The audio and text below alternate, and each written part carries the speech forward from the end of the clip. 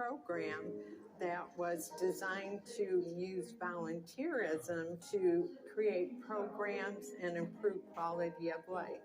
We came up with a name which was called Durand Charm. All the activities that we do equate to a better quality of life for the residents, to better commerce in our rural community, and just a better place to live. One of the projects that had spurred about in the creation of Durand Charm was to renovate what was the current square, the business district. So we wanted to address several things, and that was to create some traffic calming and slow the vehicles down so that people were safe, bring in plenty of lighting, and bring everything up to ADA compliance with the sidewalks. And we're really excited to be able to be accessible to everyone. I'm president of the Friends of the Durand Library, and we're very proud of the long history of a volunteer library in the village. What has happened that's very exciting now is that we are combining our village library with the school library, which draws people into the building, and it is a thrill to be a part of this Sparks exhibit because we feel the volunteerism that the Friends has demonstrated over the years, plus the combination with the school, merits our place in innovation in a small town. Now we are going to talk with Mrs. Barbara Flores. Is a resident from this area. Please tell us a little bit about Durand. Well, first of all, I will say we're delighted to have all the visitors coming to Durand for the Spark exhibit. And after that, we welcome everybody. We also are very proud of this. This is a small prairie town. It was founded in, let me see, it was about 1850s, 1860s. A railroad ran through town. And agriculture was the main economy here, and how to get grain to market was really critical. So the railroad was a very important feature, as well as for passenger service. It is a community that is very active, has several organizations that are very community-oriented, civic-oriented. We have the American Legion churches that have a wide range of activities, 4-H groups. We have a wonderful Friends of the Durand Library that operates the library so that residents have access to the school library. There's activities it's a beautiful park. And I think that's all I can tell you at the moment. It is a beautiful place to live, clean, quiet, friendly, and welcoming. The fire department was formed in 1926 as a volunteer fire department. And in 1931, we organized as a fire protection district. We have the very first fire truck that our district purchased. Somebody located this truck parked out behind a shed somewhere. People put a lot of volunteer hours, a lot of ingenuity, because a lot of parts weren't available, so they had to kind of manufacture their own parts for some of the equipment, but we're pretty proud of that. We try to keep that in top shape so that we can have it for parades and for people to take a look at when we have it on display. The Durand State Bank opened February 1st, 1957 in the downtown location. Through the years, as the bank grew, of course, the building had to grow too. So we added on a couple of times to the downtown location, added a location at Best Road across from Lake Somerset. In 2021, Durand State Bank merged with Solutions Bank. We are at 7 locations, and it's just been a really nice fit. They've been a great addition to the community as well. In September of 1978, a group of citizens got together, decided that they needed to have a historical society. The name Otter Creek came from the Otter Creek that runs through the whole school district. And they kind of had the goals of researching and preserving the history of the area. And I think they've pretty much accomplished that. My father was Robert Green, and he was one of the first in the area to lay out the farm and contour strip farming to help prevent erosion at that time. Another thing my dad did, used geothermal heating, brought it up into this new addition under the house that was very helpful, and it helped with the utility bills. Yeah, so I'm proud of my dad for being the innovator he was at the time. What do you expect that will come up from this Spark exhibition? was certainly inspiration. An inspiration of a general sort, because each of these towns that are talked about here, they had, sometimes in literature there's the idea of death and resurrection, and many of them experienced near death and resurrection if they were affiliated with the mining industry, if there were issues of economic change, drastic economic change in an area. So inspiration is part and parcel for all of these towns. Durand has not experienced the sharp issues that others have had. But there is always a need to be looking forward and looking ahead and developing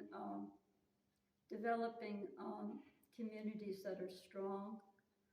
So there is a wide range of ideas presented here, some of which are applicable, some of which are not. The main thing is it is the thrust, it's the idea, we can make this better, we should make it better, let's do it.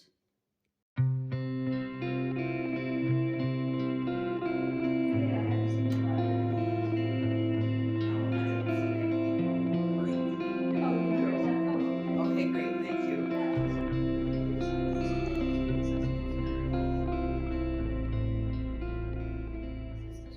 So we wanted to address several things, and that was to create some traffic calming and slow the vehicles down so that people are safe. Bring in Nature's Classroom is a space that we've created outside behind the school that allows teachers to bring their students outside, to be outside of the classroom. We have benches, we have walking paths. That space allows the kids to be kids. They can go out and they can play. They can see the bugs. They can see the bees. My agriculture classes will be maintaining this space, so it'll definitely be student-led, and more projects will be able to come based off of the students' ideas and things that they're interested in pursuing in that space. I had heard of a meeting that was going to be held between Charm and the Rockford Disc Golf Club about possibly putting a course here in Durand. That would have been in 2018. In that amount of time, we've had over 4,000 recorded disc golf rounds played at that course. That doesn't include people that have come from out of town or people just throwing a fun round in from any area, really. We've had 2 tournaments that have been hosted by the National Amateur Disc Golf Tour, which is a qualifier for a national championship that's held in Texas. The disc golf here in Durand has been very good for the village of Durand. In 2019, a small group of volunteers from Durand got together to try to figure out a way to help our local neighbors who were having some food insecurity needs. And from there, the pantry was launched. And we opened in 2020. Now, 3 years later, we have had the fortune last year of having a building donated to us, making it possible for us to put 100% of our donations into food. Mr. Frank Flores, who lives in this area in Durand, I'd like to ask you, what is the significance for you of this exhibition here? I think it gives a recognition for the community, which we've lacked over the years, and it's great to see that we have the potential to do a lot more than what we're doing now.